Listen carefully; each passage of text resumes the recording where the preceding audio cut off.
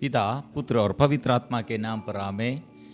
सबको जय यीशु। प्यारे मित्रों, हमारे प्रभु कितने भला है, हमारे जीवन में सदा हमारे साथ रहते हुए हमको अनुग्रह देने के लिए। वो चरने में उसका जन्म है, गौशाला में, और वहाँ प्रभु का प्यार हमें समझ जाते हैं। और प्रिय मित्रों, यह प्यार हम अनुभव करने के लिए हमारे अंदर आराधना का भाव और विश्वास, और प्रभु कितने चमत्कार और शक्ति हमारे लिए प्रकट किया है, प्रमाणित किया है, हम यह अनुभव करने के लिए हमारे हृदय खोलना चाहिए। इसलिए आज के दिन में ये कितने अच्छा मौका प्रभु प्रदान किया है। हम धन्यवाद देते हुए अपने निवेदनों को समर्पण करें, सारे बोझ प्रभु के आगे समर्पण करें, सारे चिंताएं प्रभु के आगे समर्पण करें।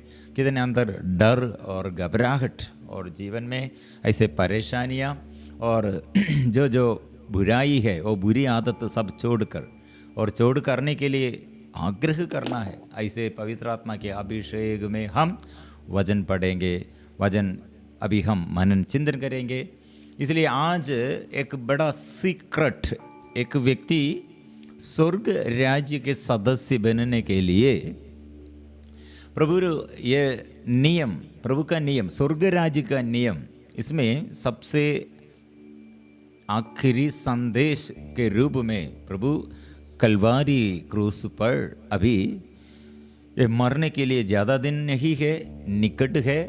इसलिए ये उपदेश लास्ट अंतिम उपदेशों में ऐसे ये उपदेश है। प्रिय मित्रों, कैसे एक व्यक्ति न्याय के दिन में, मतलब प्रभु राज्य पुनഃस्थापित करेगा, इसलिए युग का अंत होगा, ऐसे हम ये विषय में सुन रहे हैं। युग का अंत दिन, और प्रभु कैसे राज्य पुनःस्थापना करेगा। प्रिय मित्रों, ये अंत मतलब ये अच्छा से ये उदाहरण देता है। कितने उदाहरण ये हम देखते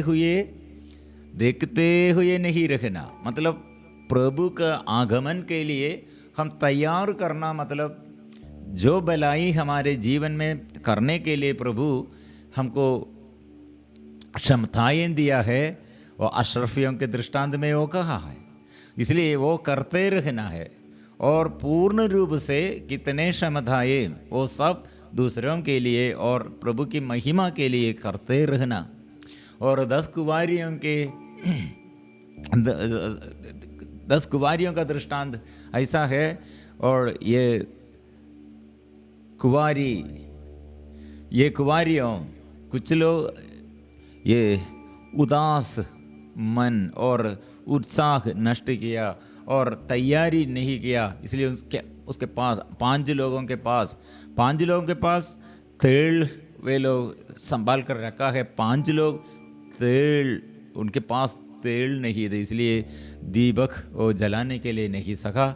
और दुल्हा आने के समय उन लोग दुकान में ढूंढते हुए और तेल ढूंढते हुए आया, इसलिए उन लोगों को दुल्हा को स्वागत करने के लिए नहीं सका।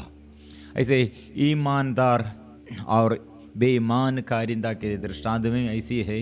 ऐसे हम पढ़ते हैं। अभी न्याय के दिन में कैसे, प्रिय मित्रों, प्रभु का न्याय कैसे होगा, जब मानव पुत्र सब स्वर्गदूतों के साथ अपनी महिमा सहित आएगा, तो वह अपने महिमामय सिंहासन पर विराजमान होगा और सभी राष्ट्र उसके सम्मुख एकत्र किए जाएंगे। जिस तरह चरवाहा भेड़ों को बकरियों से अलग करता है, उसी तरह वह लोगों को एक दूसरे से अलग कर देगा। वह भेड़ों को अपने दाएं और बकरियों को अपने बाएं खड़ा कर देगा। प्रिय मित्रों, ये सूचना ये क्या के लिए है, मतलब प्रभु का आगमन। हम बोला था, ये आगमन के समय जो भलाई करते रहेंगे और जो भलाई नहीं करते हैं, बुराई करते रहे, वो बुराई जो करते हैं वो नष्ट हो जाए उसका जीवन। जो भलाई करते रहेंगे वो जीवित रहेगा। इसलिए हम बोला है, ऐसे प्रभु का पुनഃस्थापना, ये प्रभु राज्य पुनःस्थापन करने के समय क्या होगा, सबके जीवन में वह अलग भाव नहीं होगा। वो यहूदियों के दृष्टि में, उन लोगों के दृष्टिकोण ऐसा, यहूदियों के लिए प्रभु राजा है, बाकी सब लोग ऐसे निजी प्रजा नहीं है, ऐसे सोचते हैं। प्रिय मित्रों, ऐसे ये प्रभु ने ऐसे भेदभाव नहीं रखा है, अलग भाव नहीं रखते हैं। क्या करते हैं, सबों के लिए, इसराइलियों के बाहर की ओर प्रभु का प्यार है और दया है और अनुकंपा है। इसलिए फिर ऐसे यहूदी और गैर यहूदी ऐसे अलग भाव नहीं होगा। सब ईश्वर की अपनी प्रजा है, ईश्वर का प्रजा है, अपनी प्रजा है, निजी प्रजा है। प्रिय मित्रों, ये हमें समझ जाते हैं। इसलिए न्याय के दिन के मतलब हम डरने के लिए नहीं, हमें ये दुल्हा हमारे शादी है, मतलब कलीसिया को वो शादी किया है, ऐसे दुल्हा मतलब हमारे प्रभु यीशु है, हम सब कलीसिया के अंग है। इसलिए हमें ऐसे प्रभु ने शादी किया है, इसलिए हम आनंद मनाने का बात है। तब राजा 25 अध्याय 25 पद संख्या 34 में, तब राजा अपने दाएं के लोगों से कहेंगे, मेरे पिता की कृपा पात्रों, आओ और उस राज्य के अधिकारी बनो जो संसार के प्रारंभ से तुम लोगों के लिए तैयार किया गया है। क्योंकि मैं भूखा था, तुमने मुझे खिलाया, मैं परदेशी था, तुमने मुझको अपने यहाँ ठहराया, मैं नंगा था और तुमने मुझे पहनाया, मैं बीमार था और तुम मुझसे भेंट करने आए, मैं बंदी था, तुम मुझसे मिलने आए हैं। प्रिय मित्रों, ये हम 6 बात 6 कार्य ये करने के लिए, मतलब रोगियों को, बंदी को और भूखा को, प्यासा को, परदेशी को वो मदद करने के लिए एक व्यक्ति का उत्तरदायित्व है।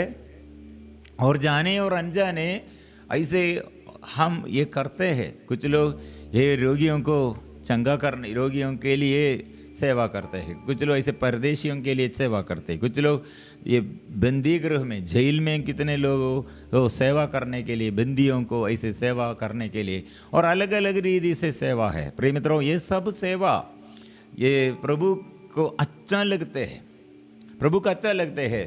हमारे कलकत्ता के मदर तेरेसा ये सब किया है।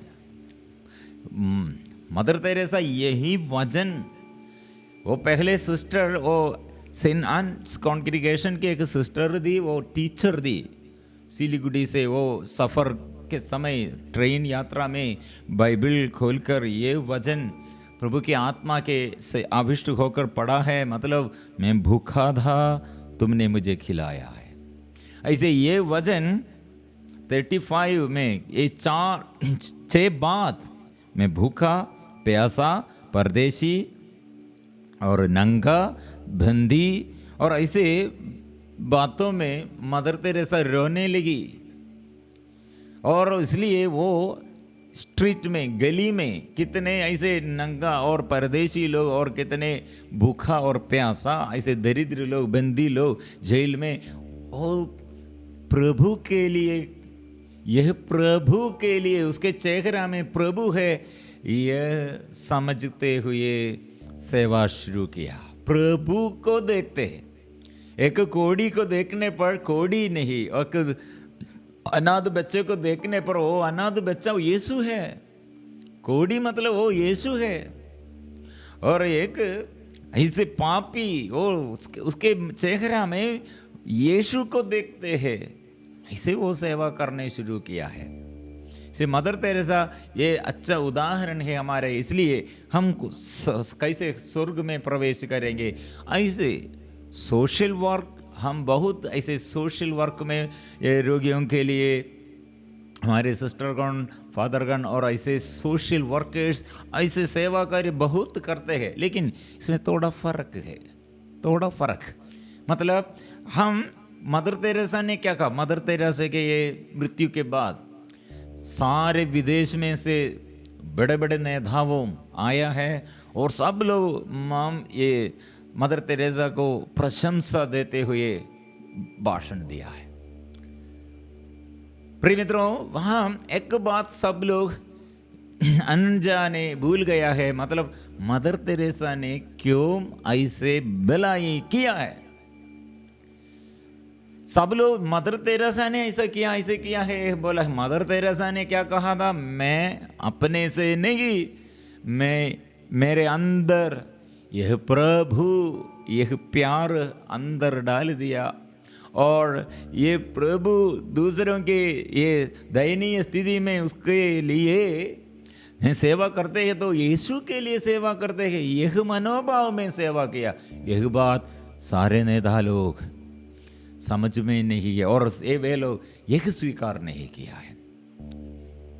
इसलिए प्रिय मित्रों, ये सीखने पर हम ये भाग सीखने पर अंतिम उपदेश है, इसलिए ये सीखने पर कुछ बात इसके अंदर आसानी से हमको ये सीख नहीं सकते, समझ नहीं सकते हैं, लेकिन इसके अंदर थोड़ा गहराई में और कुछ बात हमको समझने के लिए बाकी है। फिर हम आगे पढ़ते हैं। इस पर धर्मी उनसे कहेंगे, प्रभु हमने कब आपको भूखा देखा और खिलाया, और कब प्यासा देखा और पिलाया? हमने कब आपको परदेशी देखा और अपने यहाँ ठहराया? कब नंगा देखा और पहनाया? कब आपको बीमार या बंदी देखा और आपसे मिलने आए हैं? राजा उन्हें यह उत्तर देंगे, मैं तुम लोगों से ये कहता हूँ, मैंने इन भाइयों में से किसी एक के लिए, चाहे वो कितना ही छोटा क्यों ना हो, जो कुछ किया वह तुमने मेरे लिए ही किया है। समझ में आया? मतलब ये धर्मी लोग ये ऐसे सेवा करते हैं, सेवा में दुखियों को दुख मिटाने के लिए, और ऐसे रोगियों को ऐसे मदद करने के लिए, परदेशी को मदद करने के लिए, दरिद्रों को ऐसे मदद करने के लिए सदा तत्पर है। प्रभु ने कहा हाँ, ऐसे आप लोग जो भलाई करते हैं तो वो दाएं और बाएं ऐसे अलग कर दिया है। इसलिए ये लोगों के लिए न्याय के दिन में प्रभु के सिंहासन के ये एक बाग में, एक साइड में खड़े करने के लिए अवसर है, वो सदा बना रहेगा। और दूसरे कुछ लोग हैं, वे लोग क्या किया है? तब वे अपने बाएं के लोगों से कहेंगे। दाएं लोगों को प्रभु ने क्या कहा? हाँ, आप लोग ये प्रवेश किया है स्वर्ग राज्य में, मतलब सिंहासन में। वो राजा फिर ये आकर राज्य स्थापना किया है, पुनः स्थापना किया है, इसलिए आप लोग प्रवेश किया है। लेकिन बाएं कुछ लोग हैं, उन लोगों से प्रभु ने कहा शापी दो, ये श्राप देते हैं, ये अभिशप्त लोगों ऐसे हुआ है, ऐसे हो लोग क्यों ऐसे खड़े हैं, क्यों ऐसे हुआ है? प्रिय मित्रों, प्रभु ने कहा शापित हो, मुझसे दूर हट जाओ, उस आनंद आग में जाओ जो शैतान और उसके दूतों के लिए तैयार की गई है, क्योंकि मैं भूखा था और तुम लोगों ने मुझे नहीं खिलाया, मैं प्यासा था और तुमने मुझे नहीं पिलाया, मैं परदेशी था और तुमने मुझे अपने यहाँ नहीं ठहराया, मैं नंगा था और तुमने मुझे नहीं पहनाया, मैं बीमार और बंदी था और तुम मुझसे नहीं मिलने आए। इस पर वे भी उनसे पूछेंगे, प्रभु हमने कब आपको भूखा, प्यासा, परदेशी, नंगा, बीमार या बंदी देखा और आपकी सेवा नहीं की? तब राजा उन्हें उत्तर देंगे, मैं तुम लोगों से ये कहता हूँ, जो कुछ तुमने मेरे छोटे से छोटे भाइयों में से किसी एक के लिए नहीं किया, वह तुमने मेरे लिए भी नहीं किया। और ये आनंद दंड भोगने जाएंगे, परंतु धर्मी आनंद जीवन में प्रवेश करेंगे। प्रिय मित्रों, यहाँ सीधे हम ये हम पढ़ते हैं, सीधे हम जानते हैं, मतलब प्रभु ने जो भलाई किया है उसे दाएं साइड में, जो भलाई नहीं किया वो बाएं साइड में, और दंड के लिए ऐसे बचा कर रखा है। कुछ लोगों को ऐसे बचाया है। प्रिय मित्रों, ये दोनों इसमें, और हम आध्यात्मिक रूप से हम सीखने पर कुछ लोगों के अंदर डाउट है, क्यों हम कलीसिया में और पवित्र मिसा में और ऐसे संस्कार हम स्वीकार करने का और कलीसिया में जुड़ने का ज़रूरत क्या है? मतलब प्रभु ने कहा ये स्वर्ग राज्य में प्रवेश करने के लिए प्रभु ने केवल इतना कहा है, भलाई करो, एक दूसरे को मदद करो। और बाकी प्रार्थना के विषय में हम कितने उपवास किया, कितने ये वचन और सीखने के लिए समय बिताया, और पवित्र मिसा में और पाप स्वीकार संस्कार में हम ऐसे सब किया है, भाग लिया है। क्या ये सब व्यर्थ है? क्योंकि ये अंतिम दिन में हो या न्याय के दिन में प्रभु ये बात नहीं पूछते हैं। इसलिए हम क्या के लिए प्रार्थना करना है, क्या के लिए मिसा में भाग लेना है, एक बड़ा समस्या है प्रिय मित्रों। इसलिए बहुत लोग भलाई करते हैं, सोशल वर्क बहुत करने के लिए इसे बड़े बड़े और सेवा कार्य करते हैं। प्रिय मित्रों, ये बात हम समझने के लिए मदर तेरेसा ने क्या कहा, मिसा में, पवित्र मिसा में यीशु को अनुभव करते हैं, पवित्र आराधना में बैठकर प्रभु के एक प्यार हृदय में वो जलते रहे हैं, वो प्रभु का प्यार, वो चेतित हृदय से प्यार जलते रहे हैं। यह प्यार मेरे हृदय में मैं अनुभव करते और करते हुए मैं ऐसे सेवा। प्रिय मित्रों, इसलिए कारण यह है, हम भलाई करने पर, यह भलाई करने के लिए कौन हमको प्रेरणा दिया है? मतलब हम ऐसे नेता लोग, इसलिए शास्त्रियों के और फरीसियों, साधुकियों और याजक लोगों के प्रॉब्लम यह था, वे लोग प्रार्थना करते हैं, सेवा करते हैं, लेकिन अपने को बुद्धिमान समझते हैं और समझदार समझते हैं, और अपने शक्ति से, अपने बुद्धि से, अपने सामर्थ्य द्वारा, अपने प्रभाव से ये सब करते हैं।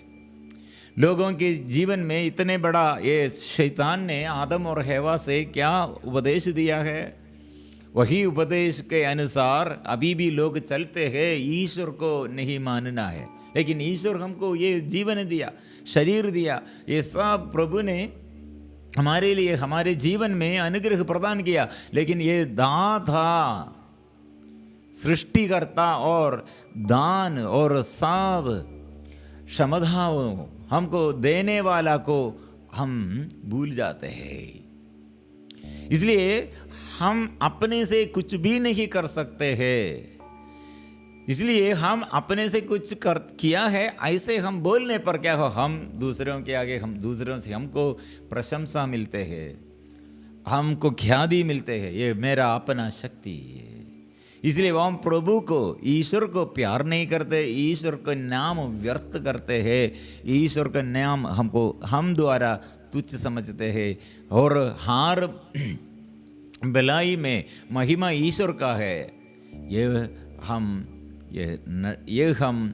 नहीं देता है, ये हम नहीं देता है। इसलिए प्रिय मित्रों, प्रार्थना करते हुए, इसलिए कलीसिया में जुड़े हुए, पवित्र संस्कार में और एक एक संस्कार द्वारा, वचन द्वारा, प्रार्थना द्वारा हमको शक्ति, ये प्रेरणा ईश्वर को अनुभव करते हुए, यह अनुभव में हम स्वीकार करने पर ऐसे प्रभु को महिमा देना है।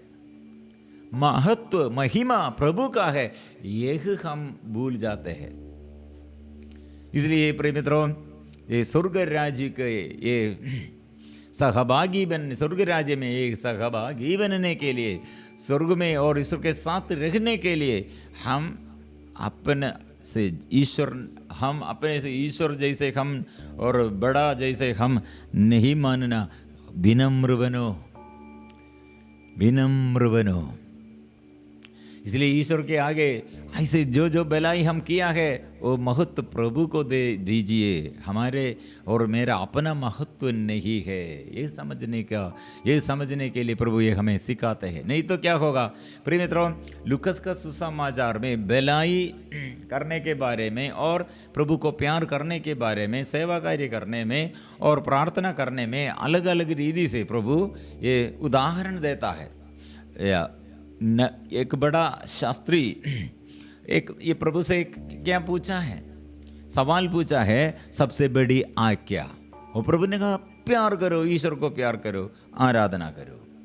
लेकिन तुरंत नेक्स्ट प्रभु ने एक दृष्टांत भी सिखाया है, मतलब एक भले समारी का दृष्टांत में। इस पर उसने अपने प्रश्न की सार्थकता दिखाने के लिए ईसा से कहा, मेरा पड़ोसी कौन है? ईसा ने उसे उत्तर दिया, एक मनुष्य यरूशलेम से यरीको जा रहा था और वह डाकुओं के हाथों पड़ गया। उन्होंने उसे लूट लिया, घायल किया और अधमरा छोड़कर चले गए हैं। ये उदाहरण में हम देखते हैं लेवी और याजक, वो वे लोग बलि चढ़ाने के लिए जा रहे, लेकिन एक सामरी क्या किया है, वो परदेशी है लेकिन यहूदी को वो सेवा सत्कार किया है और उसके लिए सेवा कार्य किया है। रोगी को, ये रोगी को कितने मदद किया है, बाकी सब लोग बलि चढ़ाने के लिए गया है। इसलिए हम सुनने पर, ये हम पढ़ने पर हम ये क्या सोचेगा, हाँ बलि चढ़ाने में क्या अर्थ है, बलि चढ़ाते हुए क्या लाभ है? प्रभु ने कहा वो अच्छा नहीं है, सब सेवा कार्य करो, सब ऐसे मदद करने के लिए, रोगियों के लिए सेवा करने हो जाओ। इसलिए प्रार्थना का ज़रूरत नहीं, बलि चढ़ाने का ज़रूरत नहीं, पाप स्वीकार करने की ज़रूरत नहीं, ऐसे हम सोचेगा। लेकिन इसलिए तुरंत प्रभु ने फिर नेक्स्ट उदाहरण में मार्ता और मरियम ने बहुत उत्साही है, मार्ता ने बहन मार्ता ने कितने उत्साही और सेवा कार्य कर रहे हैं, लेकिन मरियम ने क्या कर रहे हैं? मरियम नामक एक मरियम ने मार्ता सेवा सत्कार के अनेक कार्यों में व्यस्त दी। उसने पास आकर कहा, प्रभु क्या आप यह ठीक समझते हैं कि मेरी बहन ने सेवा सत्कार का पूरा भाग मुझ पर छोड़ दिया है? उसे कहिए कि वह मेरी सहायता करे। प्रभु ने उसे उत्तर दिया, मरता मरता तुम बहुत सी बातों के विषय में चिंतित और व्यस्त हो, फिर भी एक ही बात आवश्यक है। मरियम ने सबसे उत्तम भाग चुन लिया है, वह उससे नहीं लिया जाएगा। यह उत्तम भाग है, मतलब प्रभु के साथ, प्रभु के चरणों में और मुख से वचन सुनने के लिए, लगातार ये वचन मनन चिंतन करने के लिए, ऐसे आराधना स्तुति में, और ये उत्तम भाग है। लेकिन और थोड़ा पहले क्या बोला है, भले समरी, और ऐसे समरिया में से एक क्या किया है, वो भलाई, वो प्रार्थना कुछ भी नहीं किया, लेकिन वो भलाई किया है। एक व्यक्ति को ऐसे मदद करने के लिए। इसलिए प्रिय मित्रों, ये दोनों ये साथ साथ चलना है, ये साथ साथ हम मनन चिंतन करना चाहिए। नहीं तो क्या हो, हम अपने बुद्धि, ये शैतान क्या करेगा, ऐसे मैं ईश्वर हूँ, मैं बड़ा हूँ, मैं सर्वप्रथम हूँ, ऐसे यह मनोभाव हमारे अंदर घमंड के कारण बन जाएगा। इसलिए हर चमत्कार प्रभु की आत्मा है और हर भलाई प्रभु आत्मा से प्रेरणा देता है। हर भलाई ईश्वर से है, ईश्वर है सबसे भला है, ये समझना। प्रिय मित्रों, ये संदेश प्रभु इसलिए हमें सिखाया है, इसलिए हम में ये बात प्रभु कैसे ये न्याय के दिन में प्रभु आपके पास, आपके साथ खड़े कर सकते हैं, और कैसे स्वर्ग राज्य में हम प्रवेश करेंगे, कैसे ये युग के न्याय के दिनों में कैसे प्रभु में आपके साथ रहेंगे, समझ आइए। हम प्रार्थना करेंगे इस वक्त प्रभु के आगे, हम मिलजुल कर प्रार्थना करेंगे। प्रभु, ये दृष्टांत द्वारा मैं भलाई कितने किया और प्रार्थना कितने किया, विश्वास कितने किया, किसके लिए, और इसमें महिमा किसका है, और ये जीवन में मेरे जीवन में कितने लोगों के विरुद्ध मैंने भलाई कुछ भी नहीं किया। एक व्यक्ति मेरे विरोध विद्रोह करते हैं और मेरे विरुद्ध ऐसे बात करते हैं, मेरे दुख का कारण बन गए हैं। प्रिय मित्रों, ये प्रभु ने क्या कहा है, वो भूखा है। जो मेरे विरुद्ध ऐसे बात करते हैं वो भूखा है, वो प्यासा आत्मा के लिए वो हमसे मांगते हैं, क्योंकि उसका आत्मा के अभाव में हमारे विरुद्ध दोष लगाते हैं, इसलिए वो हमको हमारे विरुद्ध अत्याचार करते हैं। कारण क्या है? उसके अंदर आत्मा का अभाव है, वो बंदी है, वो आत्मा में वो अभिषेक नहीं, इसलिए वो बंदी बन गया है, शैतान उसे पकड़ा है, इसलिए वो नंगा है, कृपा उसके जीवन में कृपा नहीं है। इसलिए हम क्या करना? प्रार्थना, सबसे पहले मध्यस्थ प्रार्थना, सबसे ज्यादा प्रार्थना करते हुए दूसरे के लिए, शत्रु के लिए हम प्रार्थना करते हुए उसे खिलाते हैं, हम पिलाते हैं और पहनाते हैं, कपड़ा पहनाते हैं, वो स्वतंत्र करते हैं। सबसे अच्छा बात यह है, ऐसे प्रार्थना करने के लिए कृपा दे प्रभु, कृपा दे प्रभु। और सब बातों में प्रभु आपको महिमा देने के लिए, सब बातों में प्रभु आपको महिमा देते हुए जीवन बिताने के लिए कृपा दे, आशीष दे। हम प्रार्थना करेंगे। और कोरिन्थियों का नाम संत पौलुस का पत्र अध्याय 8 में वचन है, पद संख्या 12 में, भाइयों के विरुद्ध इस प्रकार पाप करने और उनके दुर्बल अंतःकरण को आघात पहुंच जाने से आप मसीह के विरुद्ध पाप करते हैं। इसलिए पाप, हम बुराई करते हैं, पाप करते हैं, ये हमारे एक दूसरे के विरुद्ध नहीं है। वो पाप जो हमारे भाई के विरुद्ध ऐसे बात करते हैं, वो यीशु के विरुद्ध है। प्रभु ऐसे हमें सिखाते हैं। प्रिय मित्रों, इसलिए हम प्रार्थना करेंगे ये वचन का अर्थ समझने के लिए, न्याय के दिन में क्या क्या भलाई हम किया है और क्या क्या नहीं किया, इसलिए हमारे जीवन में और क्या क्या बदलना है, हम समझने के लिए प्रभु संदेश दिया है। स्तुति करेंगे। Hallelujah, hallelujah. यीशु की स्तुति हो, यीशु की आराधना हो। ओ माँ मरियम, हमारे लिए प्रार्थना कीजिए। हमारे नामधारी संतों के विशेष मध्यस्थता द्वारा ये वचन का अर्थ समझकर जीवन बिताने के लिए कृपा दे, क्षमा देने के लिए कृपा दे, मध्यस्थ प्रार्थना करने के लिए कृपा दे, दूसरों को मदद करने के लिए कृपा दे। माँ मरियम से विशेष मध्यस्थ मांगते हुए प्रणाम मरिया, कृपा पूर्ण प्रभु तेरे साथ है, धन्य तू स्त्रियों में और धन्य तेरे गर्भ का फल यीशु। हे संत मरिया, परमेश्वर की माँ, प्रार्थना कर हम पापियों के लिए, आप और हमारे मरने के समय। आमीन। सबको जय यीशु।